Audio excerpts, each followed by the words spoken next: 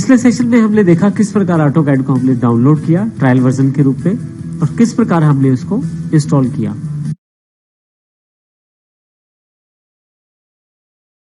इस सेशन में देखिए हमारे पास हम जानकारी लेंगे ऑटोकैड के इंटरफेस के बारे में। जब आप पहली बार ऑटोकैड खोलते हैं तो कुछ इस तरह का इंटरफेस आपके सामने आता है। बारी बारी से इंटरफेस के हर एक पार्ट को हम जानेंगे। आगे आने वाले सेशंस में हमने जितना भी कार्य करना है वो सारा का सारा इस इंटरफेस के साथ जुड़ा हुआ है। इंटरफेस में बहुत सारे टूल्स हैं जो आपके सामने रहते हैं और बहुत सारे टूल्स हैं जो हाइड रहते हैं। उन्हें किस प्रकार से अनहाइड करना है, किस प्रकार से हमें उन्हें प्रयोग करना है, उसकी जानकारी भी हम लेंगे। तो आइए शुरू करते हैं ऑटोकैड के इंटरफेस की जानकारी प्राप्त करना। जब आप ऑटोकैड पहली बार खोलते हैं तो सबसे पहले आपके सामने कुछ इतनी बड़ी स्क्रीन जहां पे स्टार्ट लिखा हुआ है ये अवेलेबल हो जाती है। ये स्क्रीन आपको 3 चीजों की मुख्य जानकारी दे रही है। सबसे पहले आप यहां से फाइल्स को खोल सकते हैं। अगर आपने कुछ फाइल्स पहले से बना रखी है तो ओपन फाइल्स कर सकते हैं। आप शीट सेट ओपन कर सकते हैं जिसमें काफी सारी शीट्स शामिल रहती हैं। आप ऑनलाइन टेम्पलेट्स को देख सकते हैं और सैंपल ड्राइंग्स भी यहां से प्राप्त कर सकते हैं। इसी तरह से यदि ऑटोकैड में काफी सारे डॉक्यूमेंट के साथ मैंने रिसेंटली काम किया है तो उनकी एक लिस्ट यहाँ पे मिल जाएगी।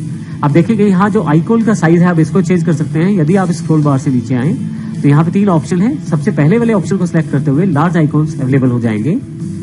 इसी तरह से यदि आप दूसरा ऑप्शन सिलेक्ट करते हैं तो मीडियम, और यदि तीसरा ऑप्शन सिलेक्ट करते हैं एक लिस्ट अवेलेबल हो जाएगी जो आपको रिसेंट डॉक्यूमेंट्स की जानकारी देगी। मुझे यहाँ से मीडियम सेलेक्ट करना है क्योंकि मीडियम साइज मेरे लिए बढ़िया है। आप बिना किसी पिक्चर को खोले, आप बिना किसी ऑटोकैड की फाइल को खोले यहाँ पे देख सकते हैं कि किस प्रकार इसका प्रीव्यू दिखाया गया है।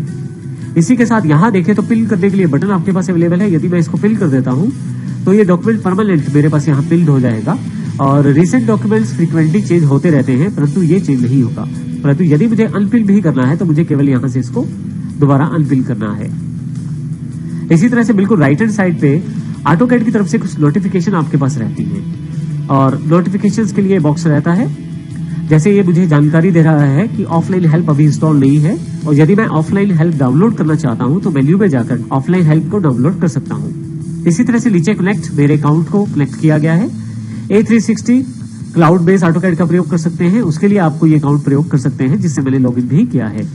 इसके अतिरिक्त यदि आप कुछ फीडबैक सेंड करना चाहते हैं ऑटोकैड को तो आप यहाँ से सेंड फीडबैक के द्वारा भी फीडबैक सेंड कर सकते हैं। परंतु मेल यहाँ पे हमारे पास इस इंटरफेस में बहुत सारी चीजें हैं। ये आपके पास जब भी आप नई फाइल के लिए ऑप्शन क्लिक करते हैं तो ऐसा कुछ बैनर या ऐसा कुछ स्क्रीन आपके सामने रहता है। इससे पहले कि हम बाकी सारे इंटरफेस की जानकारी लें, सबसे पहले हम इसमें एक फाइल ओपन कर लेते हैं। फाइल ओपन करने के लिए किसी एग्जिस्टिंग टेम्पलेट को मैं यूज कर सकता हूं। उसके लिए मुझे यहाँ स्टार्ट ड्राइंग पे क्लिक करना है या टेम्पलेट्स पे जाना है और यहाँ पे AutoCAD.dwt फाइल को मुझे क्लिक करना है। हमारे पास यहाँ यदि आप देखें तो पूरा का पूरा रेफरेंस है फाइल से related, normal English feet and inches drawing template. तो एक तरह से ड्राइंग टेम्पलेट फाइल है ये जिसमें कलर डिपेंडेंट प्लॉट स्टाइल की जानकारी दी गई है और ये फाइल कहाँ एग्जिस्ट करेगी उसकी जानकारी भी आपके पास अवेलेबल है। मैं यहाँ इसको क्लिक कर लेता हूँ। जैसे ही क्लिक करता हूँ स्टार्टिंग स्क्रीन गायब हो जाएगी। तो अब हमारे पास ड्राइंग एरिया अवेलेबल हो गया है जिसपे मैं ड्राइंग कर सकता हूँ। आप देखेंगे जब भी आप किसी फाइल को ओपन करेंगे तो टैब के रूप में एक नई फाइल में यहाँ ये जुड़ जाएगी। जैसे ये स्टार्ट सेक्शन था जहां पहले थे और ड्राइंग 1 जो हमारा फाइल ओपन हुआ है। ये हमारा जो बॉक्स ओपन हुआ है ये सारा का सारा हमारा ड्राइंग एरिया है जहां पे हम ऑटोकैड में कार्य करते हैं। हम इस ड्राइंग एरिया पे अभी वापस आएंगे थोड़ी देर में। सबसे पहले शुरू करते हैं ऊपर की तरफ से। आपके पास ऑटोकैड इंटरफेस में सबसे पहला एक बटन एप्लीकेशन मेन्यू बटन दिया गया है। ये ऑटोकैड का एक तरह से फाइल मेन्यू है।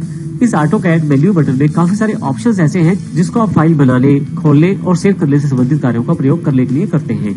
इसमें आपके पास ऑप्शंस जो दिए गए हैं यहाँ पे न्यू, जैसे नई फाइल बनानी हो आपको, ओपन अगर कोई एग्जिस्टिंग फाइल खोलनी हो, सेव अगर किसी बनी हुई फाइल को आप सेव करना चाहते हैं, सेव एज किसी फाइल का डुप्लीकेट बनाना है या एक और कॉपी आप सेव एज करके रखना चाहते हैं तो वो कर सकते हैं।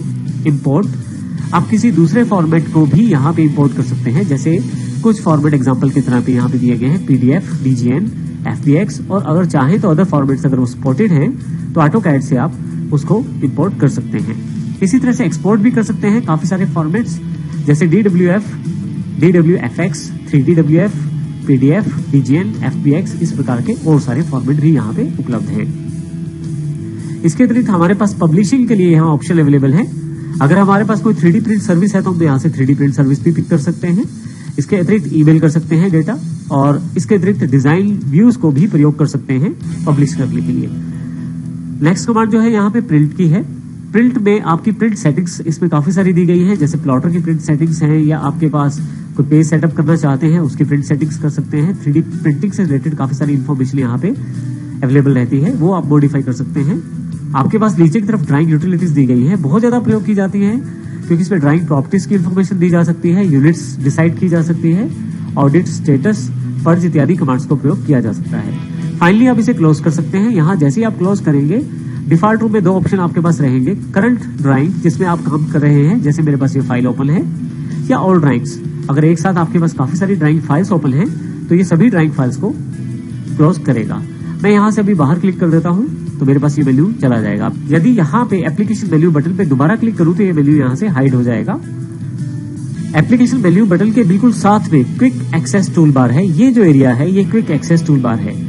इसमें आपके बेसिक फाइल से रिलेटेड काफी सारे ऑप्शन जो आपको यहाँ एप्लीकेशन मेन्यू में मिल रहे थे वो सारे यहाँ पे बाहर की तरफ भी अवेलेबल हैं। जैसे माउस रखें तो इसकी जानकारी आप प्राप्त कर सकते हैं। New, open, save, save as और प्लॉट से या प्रिंटिंग से रिलेटेड काफी सारे ऑप्शन यहाँ पे उपलब्ध हैं। इसी तरह से अंडू और रीडू के लिए भी ऑप्शन यहाँ पे उपलब्ध है। इस क्विक एक्सेस टूल बार को, जिसको हम QAT भी कहते हैं, इसको आप कस्टमाइज भी कर सकते हैं। इसका अर्थ यह है कि आप अपनी मन चाहे बटन्स को भी यहाँ पे प्रयोग कर सकते हैं या लगा सकते हैं। अगर यहाँ पे क्लिक करें आपको तो काफी सारी ऑप्शंस यहाँ पे आपके पास मिल जाएंगी, जो आपके पास work space, match properties, batch plot इत्यादि को यहाँ पे ऐड कर सकती हैं। परंतु इसके अतिरिक्त यहाँ मैं बाहर क्लिक कर देता हूँ। इसके अतिरिक्त कोई स्पेसिफिक कमांड जो मैं बहुत ज्यादा प्रयोग करता हूँ उसको यहाँ मैं क्विक एक्सेस टूल बार में जोड़ सकता हूँ। जैसे मान लीजिए मैं सर्कल कमांड बहुत ज्यादा प्रयोग करता हूँ, मैं राइट क्लिक करता हूँ, add to quick access toolbar कर देता हूँ। जैसे अब आप क्विक एक्सेस टूल बार करेंगे तो यहाँ पे देखिए ये जुड़ गई है कमांड यहाँ पे सर्कल वाली। और यदि इसी बटन जो मैंने अभी जोड़ा है इस पर राइट क्लिक करूँ अगर मैं, तो रिमूव भी कर सकता हूँ, remove from quick access toolbar से, कुछ इस तरह से। तो इस तरह से आप अपनी आइटम्स को जोड़ भी सकते हैं और हटा भी सकते हैं ऑटोकैड की क्विक एक्सेस टूल बार में। नेक्स्ट बिल्कुल इसी के साथ में टाइटल बार है। ये जो व्हाइट कलर वाला पट्टी आप देख रहे हैं ये टाइटल बार है। आप देखें इसमें आपका ऑटोकैड का वर्जन की जानकारी है और आपकी ड्राइंग फाइल जो ये नीचे यहाँ मैंने ओपन की हुई है, drawing1.dwg फाइल, वही उसी का नाम यहाँ पे दिखाया जा रहा है। यदि मैं किसी और फाइल पे आऊंगा तो उस फाइल का नाम यहाँ पे दिखाया जाएगा। यदि मैं यही टाइटल बार पे डबल क्लिक करूं तो रिस्टोर डाउन कर सकता हूँ, फिर से डबल क्लिक करने पे मैक्सिमाइज कर सकता हूँ। तो इस तरह से मैं इस प्रकार में टाइटल बार का प्रयोग कर सकता हूँ। इसी के साथ नेक्स्ट हमारे पास सर्च बॉक्स उपलब्ध है। यहाँ हमारे पास इस सर्च बॉक्स में आप ऑटोकैड की किसी भी कमांड की इंफॉर्मेशन आप सर्च कर सकते हैं, अर्थात उसकी हेल्प ले सकते हैं। इसके लिए मुझे केवल यहाँ पे टाइप करना है। केवल जैसे ही यहाँ पे मैं लाइन टाइप करके एंटर करता हूँ तो आप देखेंगे इस ऑटोकैड 2017 की वो हेल्प खुल जाएगी, जिसपे मैं लाइन्स के बारे में पूरी की पूरी इंफॉर्मेशन यहाँ से प्राप्त कर सकता हूँ। और फर्दर यहाँ पे एक सर्च बॉक्स फिर से अवेलेबल हो गया है। फिर से यहाँ पे मैं कुछ इन्फॉर्मेशन डाल के सर्च कर सकता हूँ। अभी मैं इसे क्लोज कर देता हूँ। नेक्स्ट आपके पास मेरा यूजर नेम यहाँ पे आ रहा है, जिससे मैंने लॉगिन किया है, साइन इन किया है ऑटोकैड को प्रयोग करते समय। आप ऑटोकैड 360 को भी एक्सेस कर सकते हैं और उसकी ऑनलाइन सर्विसेज को भी। उसके लिए आपको केवल इस पे क्लिक करना है और फाइनली आप ऑटो 360 अकाउंट पर जाकर लॉगिन कर सकते हैं। यहाँ इसके बिल्कुल साथ में ऑटोकैड का एक्सचेंज ऐप स्टोर है, अर्थात ऑटोकैड स्टोर है। यदि आप इस पे क्लिक करें तो आप एक बिल्कुल अलग यूआरएल पे चले जाएंगे, जिसपे ऑटोडेस्क की वेबसाइट पे चले जाएंगे, जहां से ऑटोडेस्क का ऐप स्टोर आपके सामने ओपन हो जाएगा। यहाँ पे ऑटोडेस्क की बहुत सारी एप्स दी गई हैं, जिन एप्स को आप डाउनलोड कर सकते हैं और प्रयोग कर सकते हैं। इसके बिल्कुल साथ में स्टे कनेक्टेड का बटन है। अगर मैं इस पे क्लिक करूं तो मैं ऑटोडेस्क में कनेक्ट कर सकता हूं, ऑटोडेस्क अकाउंट में जाकर लॉगिन कर सकता हूं। और इसके अतिरिक्त ऑटोकैड के बाकी रिसोर्सेज जैसे ऑटोकैड यूट्यूब, ऑटोकैड ब्लॉग या ऑटोकैड फेसबुक, ट्विटर पे भी जा सकता हूँ यहाँ से। फाइनली या लास्ट की तरफ एक हेल्प का बटन है। अगर मैं इस पे क्लिक करूं तो हेल्प सेंटर खुल जाएगा। यहाँ पे मैं कुछ भी टाइप करके कुछ भी ढूंढ सकता हूँ। अभी अगर मुझे कुछ सर्च करना है तो यहाँ मुझे टाइप करना है। जैसे मैं सर्कल टाइप करता हूँ यहाँ पे और एंटर करता हूँ तो यहाँ पे सर्कल से रिलेटेड हेल्प अवेलेबल हो जाएगी। अभी मैं इसे क्लोज कर देता हूँ। फाइनली लास्ट में 3 विंडोज के बेसिक्स बटन है जो ऑटोकैड में भी अवेलेबल है।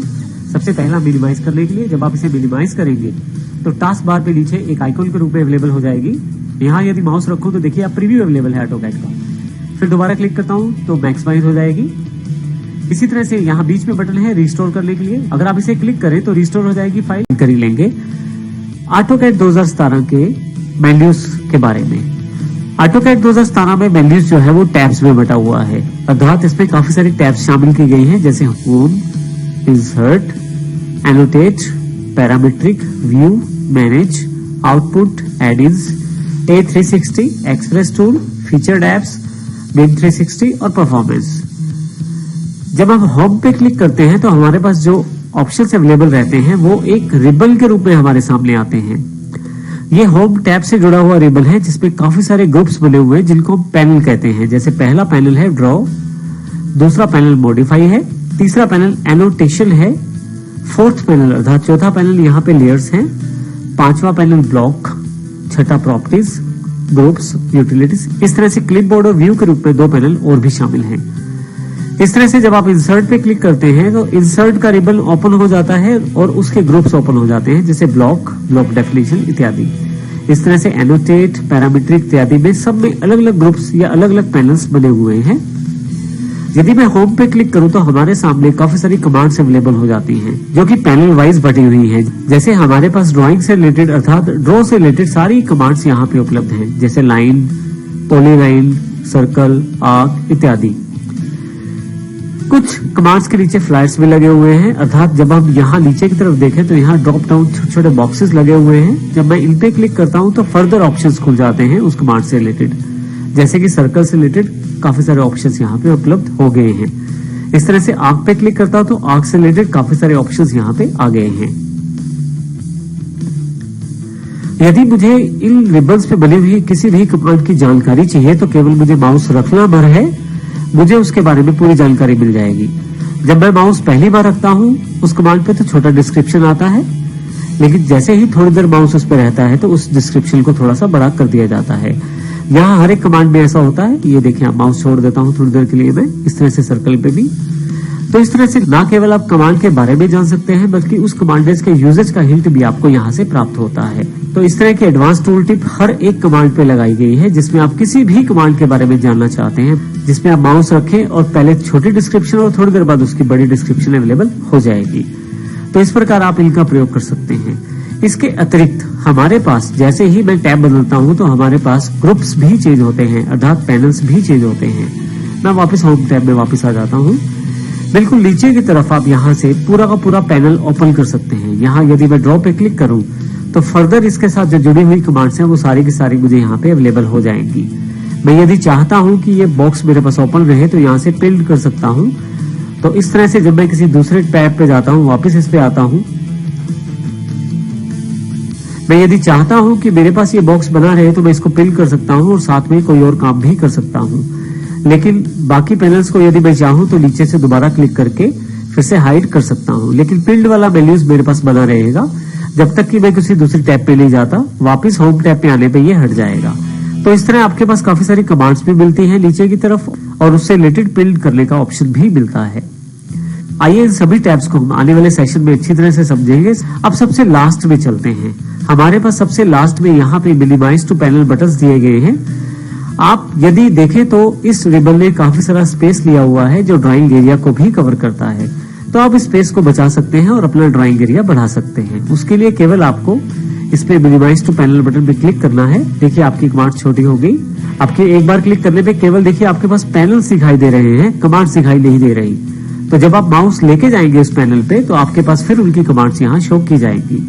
इसी तरह से यदि मैं दोबारा इस पे क्लिक करता हूं तो और मिनिमाइज हो जाएगा, जिसमें केवल मेन्यूज को दिया गया है। जब आप मेन्यूज पे क्लिक करते हैं तो वो पैनल ओपन होता है, तो ही उसकी कमांड्स आपके सामने दिखाई देती हैं। इसी तरह से फिर से एक बार क्लिक करने पे आपके पास वो पैनल, वो पार्ट भी, और यदि आप एक बार फिर से इस पे क्लिक करें तो ये भी पैनल हट जाएगा। इसका अर्थ यह है कि यहाँ आपके पास ड्राइंग एरिया बढ़ गया है। यहाँ यदि मैं होम पे क्लिक करूंगा तो मेरे पास उसका रिबन ओपन होगा। फिर उसके पश्चात मैं ड्रॉ पैनल को भी ओपन कर सकता हूं और इस तरह किसी भी कमांड का प्रयोग कर सकता हूं। तो इस तरह से आप अपने पास स्पेस बढ़ा सकते हैं कार्य करने के लिए। उसके लिए केवल आपको इस बटन पे ही केवल क्लिक करना है बारी बारी से। जैसा और जितना ड्राइंग एरिया बढ़ाना चाहते हैं उससे आप कुछ हद तक रिबन्स को मिनिमाइज करके बढ़ा सकते हैं। तो इस तरह से वापस क्लिक करने पे मेरे पास फिर से वैसे ही रिबन सारे वापस आ गए हैं। यहाँ पे यदि आप इस टैब्स बार के बिल्कुल लास्ट में यदि यहां क्लिक करें तो आपके पास कुछ ऑप्शंस राइट क्लिक पे अवेलेबल रहते हैं। इसमें खाली जगह पे आपको क्लिक करना है। यहाँ पे टूल पैलेट ग्रुप्स, जिसमें काफी सारे पैलेट्स रहते हैं, उनको आप खोल सकते हैं, जिसकी जानकारी हम आने वाले सेशंस में लेंगे। इस तरह से शो टैब्स, अर्थात कुछ टैब्स हमारे पास यहाँ पे नहीं दिखाई गई है, उन टैब्स को, जैसे 3D टूल्स टैब है, उसको क्लिक कर दें तो वो 3D टूल टैब जो है हमारे पास यहाँ ऐड हो जाएगी। इसी तरह से यदि यहाँ राइट क्लिक करके शो टैब्स पे जाकर मैं कुछ टैब्स को डिसेबल भी कर सकता हूँ, हटा भी सकता हूँ। अभी जैसे मैंने 3D वाली टैब को फिर से हटा दिया है। फिर से राइट क्लिक करके मैं शो पैनल्स, अर्थात काफी सारे पैनल्स यहाँ पे हैं, उनको भी ओपन और डिसेबल कर सकता हूँ। इस तरह से अनडॉक कर सकते हैं आप इसको। अनडॉक करने के साथ ही यहाँ से ये हट जाएगी और इसी के साथ यहाँ पे ये देखिए अनडॉकिंग स्टेज में आ गई है, जिसमें बिल्कुल अलग हो गई है। मैं इस रिबन पे यदि यहाँ इस पेज पे डबल क्लिक करूं तो फिर से वापस ये डॉक हो जाएगी, अर्थात सेट हो जाएगी जहां पे इसको फिट किया गया था शुरू में। जैसे यहाँ पे हमारे पास सभी टैब्स हमारी वापस आ गई है। इस प्रकार मैं इन सभी टैब्स को प्रयोग कर सकता हूं। इनको क्लिक करने के पश्चात रिबन्स खोल सकता हूं, उनके पैनल्स पे काम कर सकता हूं और फर्दर उनकी कमांड के साथ में कार्य कर सकता हूं। इस सेशन में हम जानकारी लेंगे ड्राइंग एरिया के बारे में, जो सबसे इंपॉर्टेंट पार्ट है ऑटोकैड का। हमारे पास ये जो स्टार्ट स्क्रीन है, इसमें यदि आप देखें, हमने पिछले सेशन में देखा था किस प्रकार से हम नई फाइल बना सकते हैं। यहां हमने कुछ फाइल्स बना रखी है, जैसे ड्राइंग 1 और ड्राइंग 3 के नाम से। यदि आप माउस इस पे लेके जाएं तो सबसे पहले आप यहाँ पे देख सकते हैं आपके पास कौन कौन सी फाइल उपलब्ध है। हर फाइल के लिए 3 प्रीव्यू अवेलेबल है, जैसे मॉडल, लेआउट 1 और लेआउट 2। अब इसकी जानकारी हम लेंगे। सबसे पहले हम ड्राइंग 3 को खोलते हैं। आपके पास ये जो एरिया अवेलेबल हुआ है, ये सारा का सारा ड्राइंग एरिया है।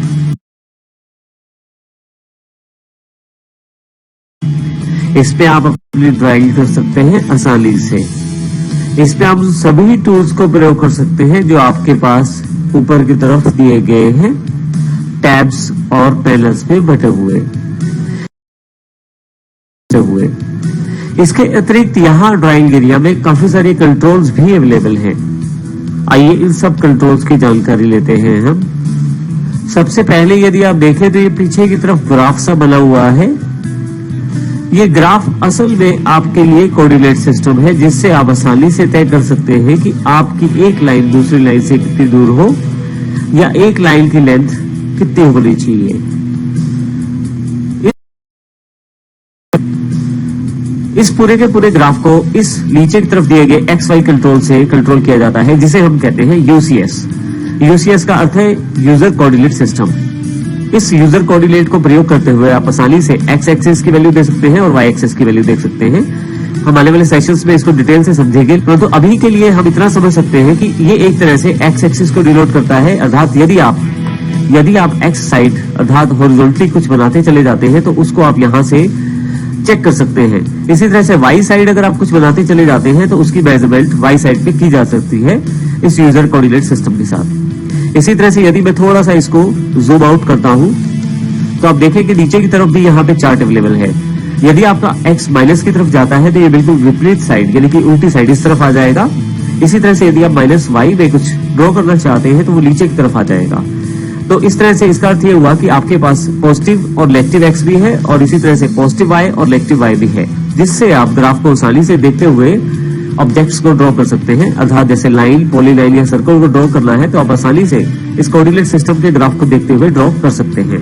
डिफॉल्ट रूप में हमारे पास यूसीएस कोऑर्डिनेट्स 3 होते हैं। यहाँ पे आपके सामने 2 दिखाए गए हैं, एक एक्स एक्सिस एक वाई एक्सिस। इसके अतिरिक्त एक छुपा हुआ कोऑर्डिनेट यहाँ पे है, वो है जेड एक्सिस, क्योंकि हम यहाँ पे 2D ड्राइंग्स कर रहे हैं। अर्थात आप केवल 2 डायमेंशनल ड्राइंग्स कर रहे हैं, इस कारण से वो यहाँ नहीं दिखाया गया।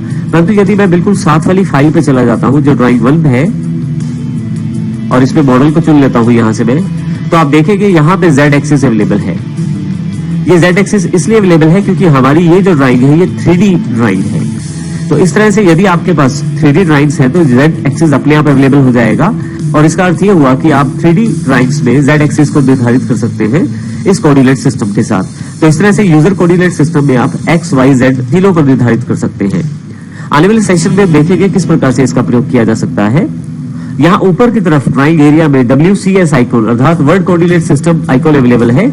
यहाँ यदि आप देखें तो इसमें काफी सारे बटन दिए गए हैं अलग अलग साइड पे। अलग अलग साइड पे जाने के लिए आप अलग अलग दिशा का प्रयोग कर सकते हैं। इसमें हमारे पास जैसे ड्राइंग 1 में ये 3D ड्राइंग है तो इसको हम आसानी से समझ सकते हैं। यदि आप नीचे बटन पे क्लिक करें तो आप नया UCS अर्थात यूजर कोऑर्डिनेट सिस्टम भी बना सकते हैं या नया अपने लिए बिल्कुल UCS क्रिएट कर सकते हैं। इसी के साथ यहाँ पे किसी दिशा में जाना हो अगर आपको तो वो भी आप आसानी से जा सकते हैं। जैसे यहाँ से वेस्ट, ये देखें, और यहाँ से फिर से वापस फ्रंट में। अब यहाँ से किसी भी दिशा में भी जा सकते हैं। आप देखेंगे यहाँ पे वेस्ट, नॉर्थ, ईस्ट और साउथ चारों दिशाओं की जानकारी दी गई है। इसके अतिरिक्त बीच में टॉप लिखा हुआ है। यदि मैं यहाँ देखूं तो ये एक तरह से मेरे पास इमेज का टॉप व्यू है, इस कारण से ये टॉप दिखाया गया है। यदि मैं यहाँ से मूव करना शुरू करता हूँ जैसे बैक, लेफ्ट, टॉप, फ्रंट, तो इस तरह से काफी सारी साइड से मैं अपने किसी 3D इमेज को देख सकता हूँ। ये अभी सिंपल वायरफ्रेम इमेज है तो इसको मैं यहाँ पे 3D में पूरी तरह से नहीं देख पा रहा, परंतु ये हमें ये जानकारी जरूर दे रही है कि हम अलग अलग दिशाओं से अलग अलग एंगल से उस पर्टिकुलर इमेज को देख सकते हैं। इसी तरह से आपके पास यहाँ ऊपर की तरफ रोटेशनल बटन दिए गए हैं और डायरेक्ट यहाँ से दिशा को चेंज कर सकते हैं कुछ इस प्रकार से। देखिए मैं इस प्रकार इसको चारों तरफ घुमा भी सकता हूँ जिस तरफ मैं चाहूँ। मैं वापस इसे टॉप पे ले आता हूँ। इसी प्रकार से यदि हम यहाँ लेफ्ट साइड पे चले ऊपर की तरफ तो हमारे पास 3 तरह के कंट्रोल यहाँ अवेलेबल है। व्यू पोर्ट कंट्रोल, जिससे हम व्यू पोर्ट्स क्रिएट कर सकते हैं अपनी किसी ड्राइंग का। इसी तरह से हमारे पास यहाँ पे व्यू कंट्रोल्स हैं। हम डायरेक्ट यहाँ से देख सकते हैं किस एंगल से हम अपनी इमेज को देखना चाहते हैं। जैसे टॉप के स्थान पर बॉटम से देखना चाहता हूं तो बॉटम से वो इमेज सामने आ जाएगी। लेफ्ट से देखना चाहता हूं तो लेफ्ट से, राइट से देखना चाहता हूं तो राइट से। ये वही कार्य कर रहे हैं जो आपने यहाँ पे WCS में किया था, तो इसमें लेकिन यहाँ पे मॉडिफिकेशन के साथ साथ आपको उस तरफ भी चेंजेस दिखाई देते हैं। तो इस प्रकार से आप अलग अलग मॉडल व्यूज को देख सकते हैं। मैं यहाँ से टॉप चुन लेता हूँ दोबारा। इन सभी चीजों की जानकारी हम डिस्क्रिप्टिव रूप में आने वाले सेशन में अवश्य लेंगे। इसी तरह से हमारे पास यहाँ विजुअल स्टाइल्स भी दिए गए हैं, क्योंकि जैसे मैंने जानकारी दी ये हमारे पास एक तरह से 3D इमेज है। अगर मैं इसको 2D वायरफ्रेम में देखना चाहता हूं तो क्लिक करूंगा, हालांकि कोई खास फर्क नजर नहीं आया वायरफ्रेम में, लेकिन अगर मैं इसे कंसेप्चुअल पे क्लिक कर देता हूं तो आपको काफी फर्क नजर आएगा। अब यहाँ से यदि मैं इस WCS आइकॉन से दोबारा से इसे रोटेट करके देखूं अलग दिशा में तो आप देखेंगे आपकी इमेज में काफी फर्क नजर आ रहा है। आप ऊपर या नीचे वाली साइड से इसे आसानी से देख सकते हैं और ये बिल्कुल अलग नजर आ रही है हर साइड से, क्योंकि अब की बार इसका विजुअल स्टाइल भी चेंज हो गया है। मैं यहाँ से कंसेप्चुअल की जगह हिडन भी कर सकता हूँ और यहाँ से रियलिस्टिक व्यू भी अवेलेबल है। फिर से यदि आप यहाँ से जाकर भी आप देख सकते हैं बॉटम साइड से किस प्रकार दिखाई दे रहा है और मॉडल व्यूज में लेफ्ट साइड से देख सकते हैं हम इसे। तो इस प्रकार अलग अलग व्यूज को आप देख सकते हैं और अलग अलग विजुअल स्टाइल आप यहाँ से अपना सकते हैं। मैं यहाँ से 2D वायरफ्रेम में वापस आ जाता हूँ। तो इस प्रकार आप इन व्यू कंट्रोल्स का प्रयोग कर सकते हैं। इसी तरह से हमारे पास यहाँ पे नेविगेशन बार दी गई है जिसमें अलग अलग बटन है। हम यहाँ पे सबकी जानकारी लेंगे आने वाले सेशन में, लेकिन अभी सबसे इंपॉर्टेंट यहाँ पे पैन बटन अवेलेबल है। यदि मैं पैन पे क्लिक करता हूँ तो आसानी से मैं अपनी पिक्चर या ग्राफ को मूव कर सकता हूँ और जहां से मैं चाहता हूँ वहां तक रख के अपने हिसाब से सेटिंग कर सकता हूँ। तो इससे मुझे किसी भी पिक्चर को, इससे मुझे किसी भी ड्राइंग को यहाँ पे मूव करने में आसानी रहती है और मैं आसानी से देख सकता हूँ कि हमारे कोऑर्डिनेट सिस्टम कहाँ पे है और ड्राइंग कहाँ पे है, और एस्केप करके इसको मैं फिर से वापस नॉर्मल पोजीशन में आ सकता हूँ। इसके अतिरिक्त भी काफी सारे बटन यहाँ नेविगेशन बार पे दिए गए हैं जिसकी जानकारी हम आने वाले सेशन में अवश्य लेंगे। अब सबसे इंपॉर्टेंट पार्ट हमारे पास इस ड्राइंग एरिया में नीचे की तरफ है, जो कि हमारे पास कमांड लाइन के रूप में उपलब्ध है। कमांड लाइन एक्चुअल में एक पैनल है जिसमें आप कमांड दे सकते हैं। इसका अर्थ यह हुआ कि किसी कार्य को करने के लिए आप माउस का प्रयोग कर सकते हैं और उसी कार्य को करने के लिए आप कीबोर्ड के द्वारा यहाँ से कमांड भी दे सकते हैं। जैसे मान लीजिए यहाँ पे कोई लाइन ड्रॉ करना चाहता हूँ तो मैं लाइन पे क्लिक कर सकता हूँ। क्लिक करके यहाँ पे ड्राइंग एरिया में आकर मैं लाइन को ड्रॉ कर सकता हूँ। इसी तरह से यदि मैं यहाँ एस्केप कर दूं तो लाइन से बाहर आ जाऊंगा, परंतु कमांड से यही कार्य करना है तो यहाँ पे मैं लाइन कमांड टाइप भी कर सकता हूँ। जैसे ही लाइन कमांड यहाँ टाइप करता हूँ, एंटर करूंगा मैं, तो मेरे पास देखिए यहाँ पूछा जाएगा फर्स्ट पॉइंट बताएं। तो यहाँ मैं फर्स्ट पॉइंट बताता हूँ। उसके पश्चात नीचे की तरफ आप देखते रहे कमांड लाइन में अब जानकारी मांगी जा रही है नेक्स्ट पॉइंट बताएं, तो नेक्स्ट पॉइंट भी यहाँ से बता देता हूँ। इसके अतिरिक्त और नेक्स्ट पॉइंट बताने हैं तो वो भी बता सकता हूँ यहाँ से मैं, और फिर से वापस, और इस तरह से यहाँ पे मैं अप्रोक्सीमेट इसको जोड़ देता हूँ। तो इस प्रकार मैंने कमांड लाइन का प्रयोग करते हुए इस लाइन को ड्रॉ किया है। तो कमांड लाइन से न केवल आप इन कमांड्स को प्रयोग कर सकते हैं, बल्कि और भी बहुत सारी चीजें आप कमांड लाइन से कर सकते हैं। जैसे कि यदि आप फाइल को सेव करना चाहते हैं तो यहाँ आप सेव टाइप करें और एंटर करें, आपके पास सेव बॉक्स ओपन हो जाएगा। इसी तरह से यदि आप किसी फाइल को ओपन करना चाहते हैं तो वो भी कमांड आप यहाँ टाइप कर सकते हैं। जब भी आप कमांड टाइप करते हैं आपके पास यहाँ सजेशंस काफी सारे अवेलेबल हो जाते हैं। कमांड लाइन को हम अलग से सेशन में पूरी डिटेल में समझेंगे। अभी के लिए यदि मैं यहाँ पे केवल ओपन कमांड को यहाँ एंटर कर देता हूँ तो मेरे पास देखिए ओपन कमांड अवेलेबल हो जाएगी, अर्थात एक डायलॉग बॉक्स ओपन हो जाएगा। यदि मेरे पास यहाँ पे मेरी फाइल अवेलेबल है तो उसको मैं खोल सकता हूँ। तो इस प्रकार कमांड लाइन का प्रयोग कर सकते हैं कमांड्स देने के लिए। तो ये हमारा ड्राइंग एरिया है जिसमें हमारे पास काफी सारी चीजें शामिल है। अब सबसे इंपॉर्टेंट एक पार्ट और हमारे पास है, वो है सबसे ऊपर यहाँ पे दिखाया जाने वाला प्लस बटन। आप अपनी नई ड्राइंग बनाने के लिए एक नई टैब को ओपन कर सकते हैं। उसके लिए आपको केवल प्लस पे क्लिक करना है। आप देखेंगे ड्राइंग 4 यहाँ पे शामिल हो गई है। इस तरह से यहाँ पे ये सारी ड्राइंग्स मेरे पास टैब्स के रूप में अवेलेबल हो जाती है ड्राइंग एरिया में। यदि मैं आइए इस सेशन में जानकारी लेते हैं स्टेटस बार के बारे में। यहाँ यदि सबसे नीचे की तरफ देखें तो आपके पास यहाँ एक पट्टी दी गई है जो कि स्टेटस बार है। ये वाली बार शुरू से लेकर एंड तक मॉडल, लेआउट 1 से लेकर यहाँ पे बीच में कुछ स्पेस खाली है और उसके बाद कुछ ड्राइंग ऑप्शंस दी गई है। ये सारा का सारा एरिया स्टेटस बार से रिलेटेड है। सबसे पहले हम लेफ्ट सेक्शन की जानकारी लेते हैं। स्टेटस बार में लेफ्ट साइड पे 3 आपके पास टैब्स दी गई हैं। सबसे पहले मॉडल टैब है। ये तीनों एक ड्राइंग फाइल 1 से रिलेटेड है। यदि आप यहाँ भी माउस लेके जाते हैं तो ऊपर की तरफ भी मॉडल, लेआउट 1 और लेआउट 2 की इंफॉर्मेशन रहती है। मॉडल टैब जो है वो आपकी बेसिक ड्राइंग की जानकारी देती है जो आपने ड्रॉ किया है। परंतु उसी ड्राइंग को यदि आप किसी पेपर पे देखना चाहते हैं या पेपर पे प्रिंट करना चाहते हैं तो उसको डिफरेंट लेआउट में आप सेट कर सकते हैं। इसके लिए आप यहाँ पे लेआउट टैब्स का प्रयोग कर सकते हैं। जैसे मैंने यहाँ पे एक लेआउट टैब का प्रयोग किया है। लेआउट 2 टैब उसका ही एक अलग रूप हो सकता है। यदि आप अपनी ड्राइंग को किसी अलग तरीके से या अलग व्यू से देखना चाहते हैं तो यहाँ पे आप उसको रख सकते हैं। बेसिकली लेआउट 1 और लेआउट 2 जो है वो पेपर वर्क से ज्यादा रिलेटेड है।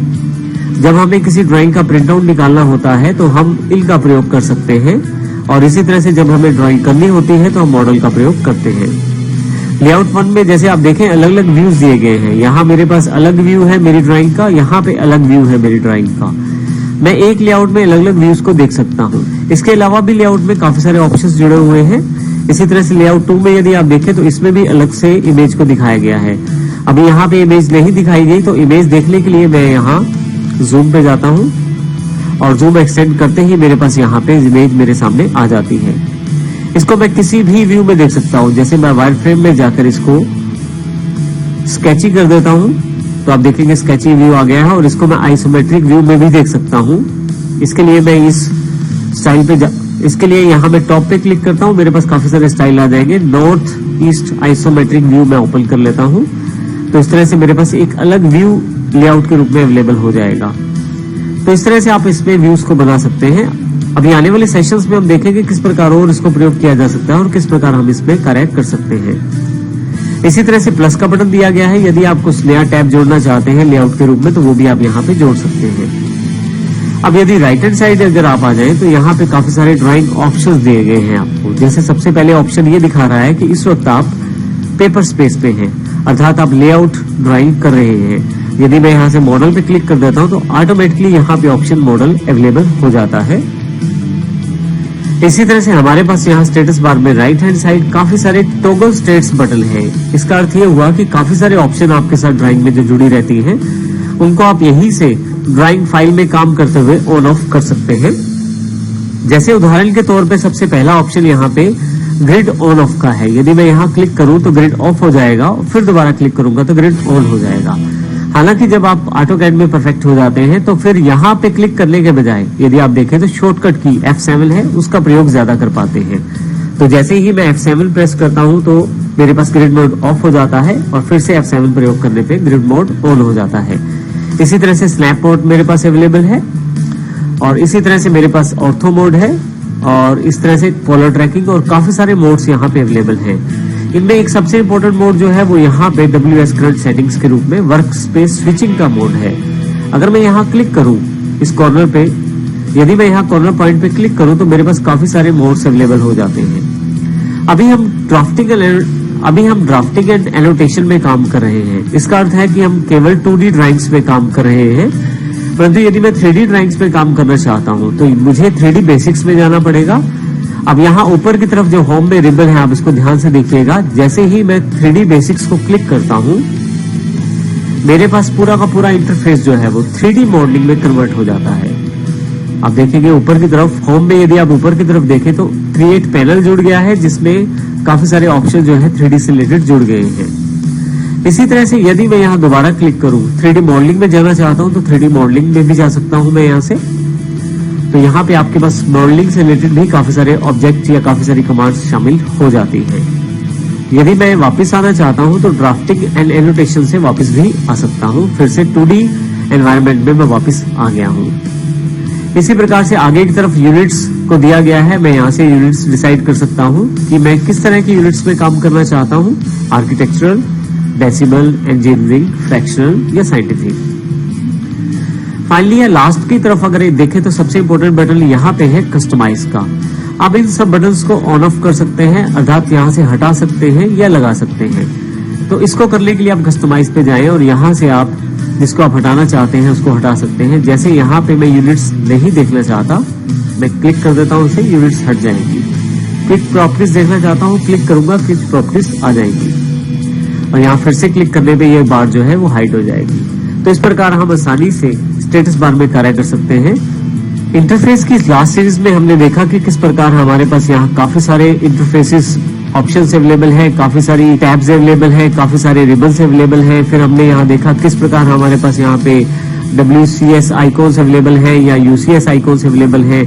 फिर हमारे पास यहाँ कमांड लाइन भी अवेलेबल है, नीचे की तरफ स्टेटस बार भी अवेलेबल है। तो इस तरह से हमने पूरे के पूरे इंटरफेस को समझा है एक ब्रीफ इंट्रोडक्शन के रूप में। आने वाले सेशन में जिस पार्ट पे हम जाएंगे उस पार्ट को हम डिस्क्रिप्टिव स्टेट में देखेंगे और जानेंगे और उसे डीपली जानने की कोशिश करेंगे, ताकि हम AutoCAD से रिलेटेड हर एक कमांड को आसानी से ऑपरेट कर पाएं।